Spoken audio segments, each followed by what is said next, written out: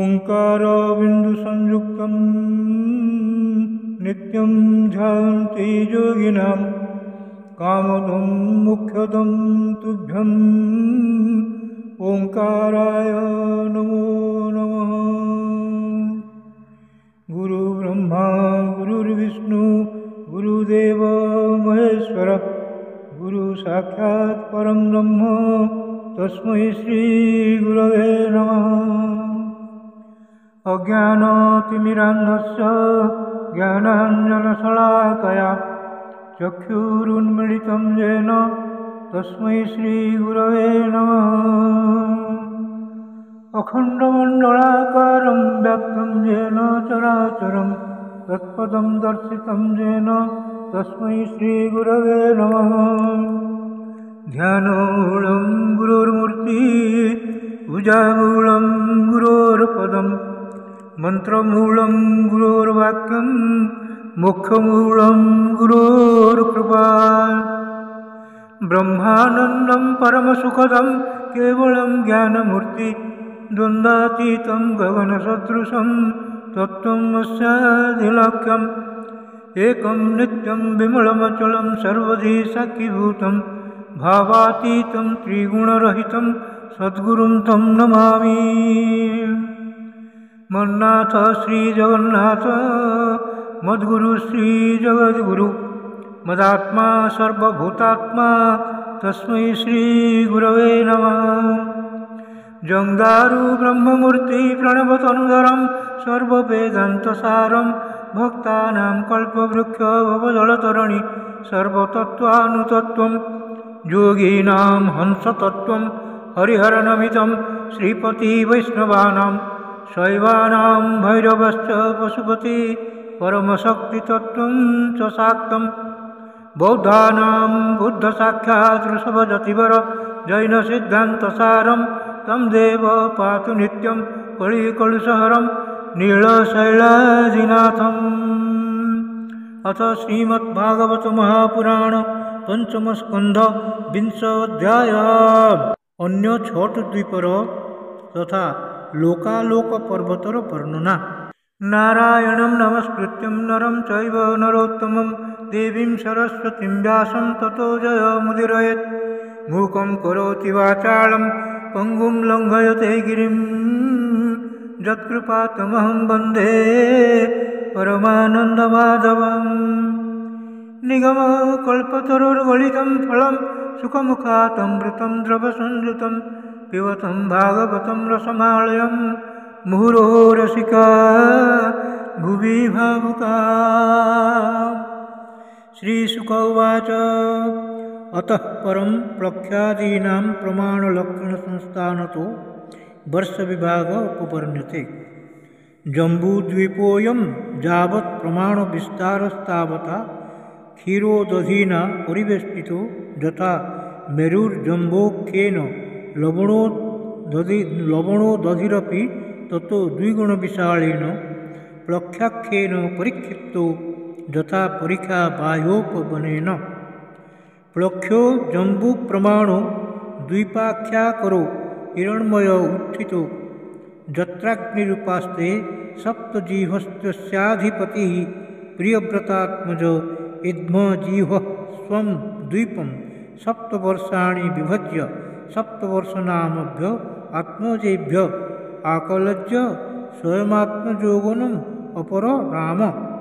शिवं जवसं सुभद्रं शान्तं क्षेमम् अमृतं भयमिति वर्षाणि तेषु गिरयो नद्यश्च सप्तैवाभिज्ञाताः। मणिकूटो वज्रकूटो इन्द्रसेनो ज्योतिष्मान् सुपर्णो हिरण्यस्थिवो मेघमालो इति सेतुशैलः। अरुणा नृम्णाणङ्गिरसि सावित्री सुप्रभाता ऋतंभरा सत्यंभरा इति महानद्य जासां जलोपस्पर्शन विजुत रजस्तमसो हंस पतंगोर्ध्वयान् सत्यांग संज्ञाश्चातुरो वर्णाः सहस्रायुषो विबुधोपम संदर्शन प्रजनन स्वर्गद्वारं त्रया विद्यया भगवन्तं त्रयीमयं सूर्यम् आत्मानं जजन्ते प्रत्नस्य विष्णोरूपं सत्यस्य ब्रह्मण अमृतस्य च मृत्युश्च सूर्यात्मानम् इमं महति प्रत्नस्य विष्णोरूपं सत्यस्य ब्रह्मण अमृतस्य च मृत्युश्च सूर्यमात्मानमामिहम् इति प्रख्यादिषु पंचसु पुरुषाणाम् आयुरिन्द्रियभोजः सहो बलं बुद्धिर्विक्रम इति च सर्वेषाणोत्पत्तिकी सिद्धिर्विशेषणे वर्तते। प्लक्षः स्वसमाने इक्ष्युर्शोधनोऽकृतो यथा तथा द्वीपोऽपि शाल्मलो द्विगुणविशाला समानेन सुरोदेनावृतः परिवृन्ते यत्र वै शाल्मली प्रख्यायामा यस्यां वाव कीळ निलयमाहुः भगवतः छन्दस्तुत पतत्रिराजस्य सा द्वीपहुतये उपलक्ष्यते तद्द्वीपाधिपतिः प्रियव्रतात्मजो यज्ञबाहुः स्वसुतेभ्यः सप्तभ्यस्तन्नाम्नानि सप्तवर्षाणि व्यभजत् सुरोचनं सौमनस्यं रमणकं देववर्षं पारिभद्रम् आप्यायनम् इति विज्ञातम् इति तेणु वर्षाद्वयो नद्यश्च सप्तैवाभिज्ञाताः स्वरसः शतशृङ्गो वामदेवः कुन्दो मुकुन्दः पुष्पवर्षः सहस्ररतिरिति अनुमतिः श्रीनिवाली सरस्वती कुहू रजने नंदा राख्यति तद्वर्षपुरुषः श्रुतधर वीर्यधर वसुन्धरे संधरसंज्ञा भगवन्तं वेदमयं सोमम् आत्मानं वेदेन जजन्ते सोगोभिः पितृदेवेभ्यो विभजन् कृष्णशुक्लयोः प्रजानां सर्वासां राजन्ध सोमनास्तिति एवं सुरोदात् बहिस्तद्विगुणः समानेन ब्रूतु घृतोदेन यथा पूर्वः कुशद्वीपे यस्मिन् कुशस्तम्भो देवकृतस्तद्वीपाख्यकरो ज्वलन इवापरः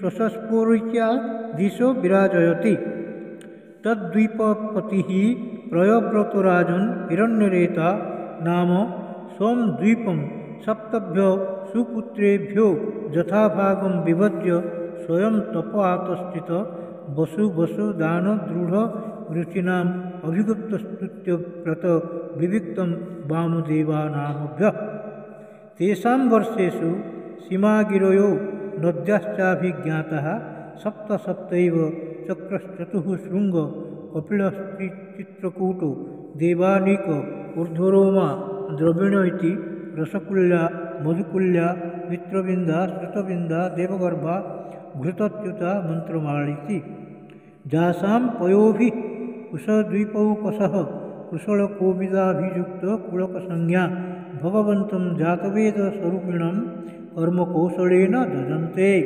परस्य ब्रह्मण साक्षात् जातवेदो सिंहव्यवाट् देवानां पुरुषांगानां यज्ञेन पुरुषं जजेति तथा घृतोदात् बहिः क्रौञ्चद्वीपो द्विगुणः समानेन क्षीरोदेन परितो उपकृतो ब्रूतो यथा कुशद्वीपो घृतोदेन यस्मिन् क्रौञ्च नाम पर्वतराजो द्वीपनाम निवर्तक आस्ते जो असौ गृहप्रहणोन्मित्य नितम्ब कुञ्चोऽपि क्षीरोदेनासि च्यमानो भगवता वरुणेनाभिगुप्तो विभयो बहुव तस्मिन्नपि प्रयव्रतो घृतपृष्ठो नामाधिपतिः स्वे द्वीपे वर्षाणि सप्त विभज्य तेषु पुत्रनामसु सप्त रिक्तादान् वर्षापान्निवेश्य स्वयं भगवान् भगवतः परमकल्याणजशस्य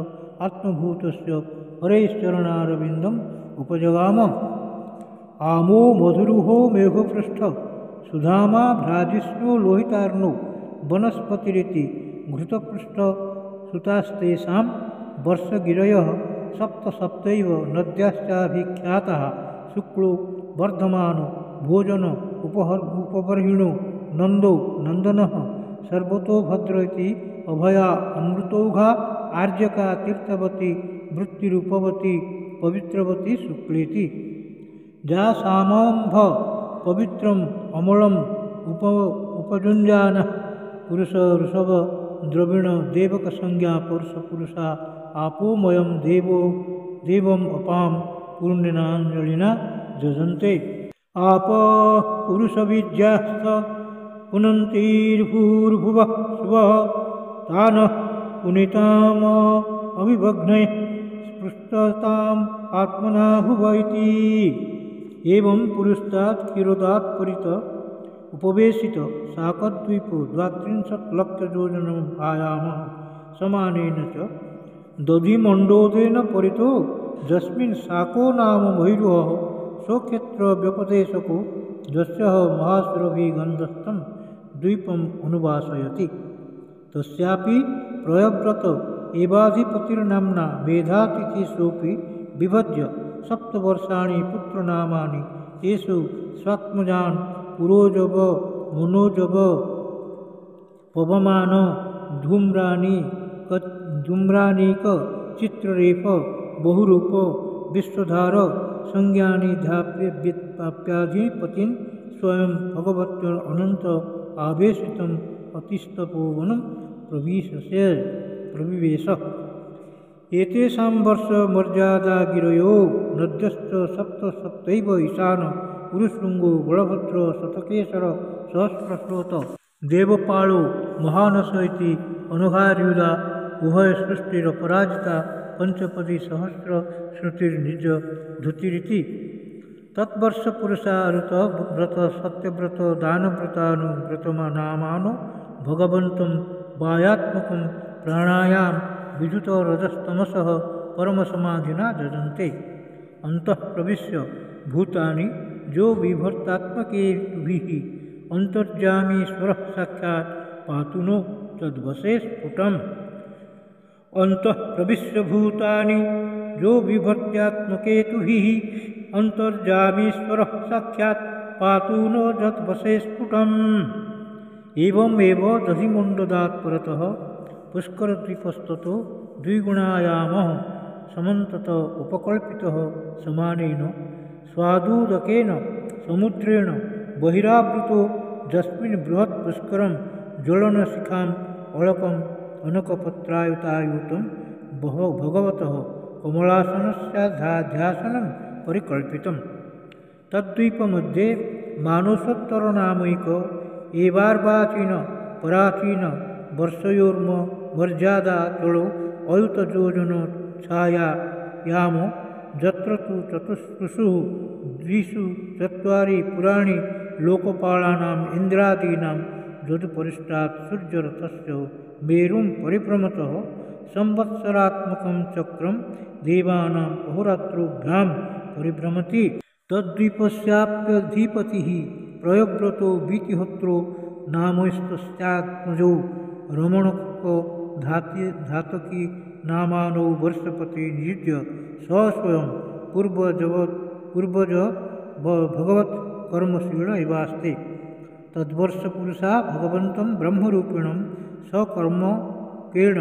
कर्मण आराधयन्ति इदं चोदाहरन्ति। यत्तत्कर्ममयं लिङ्गं ब्रह्मलिङ्गं जनोर्चयेत् एकान्तम् अद्वयं शान्तं तस्मै भगवते नमः।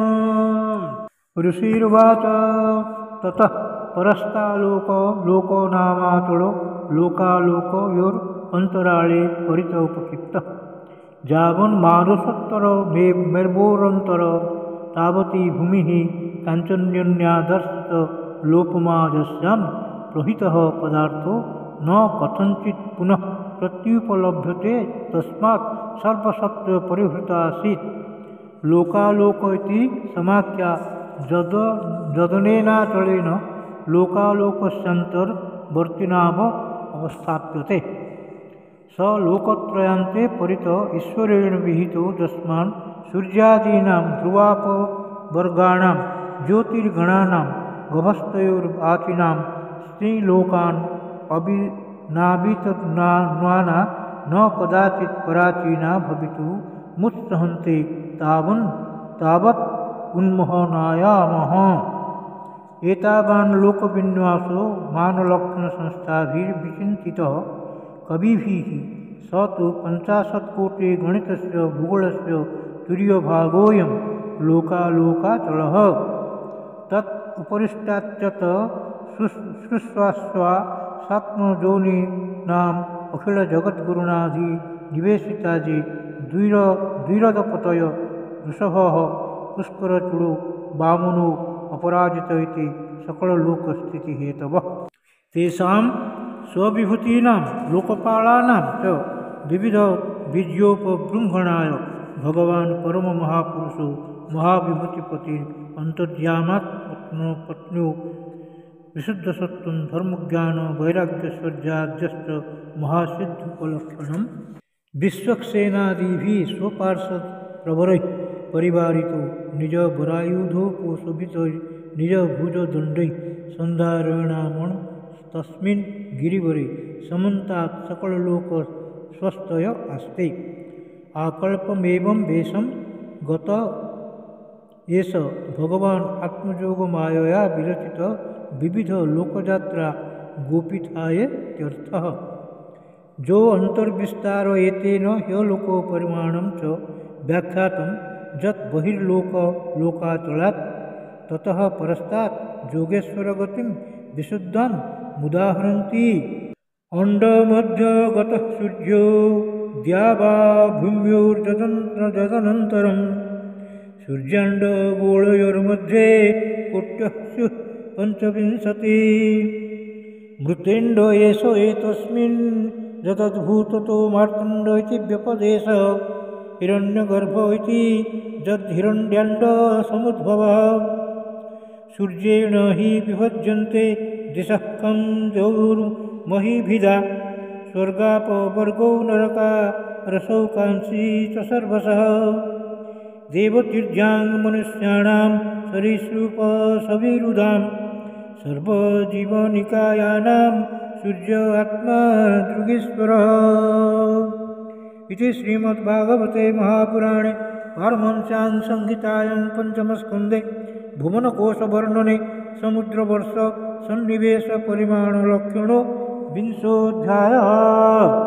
भीमस्यापि रणे भङ्गो पुनः मतिभ्रमं यदि शुद्धम् अशुद्धं वा मम दोष न विद्यते। श्रीकृष्णार्पणमस्तु श्रीकृष्णार्पणमस्तु श्रीकृष्णार्पणमस्तु।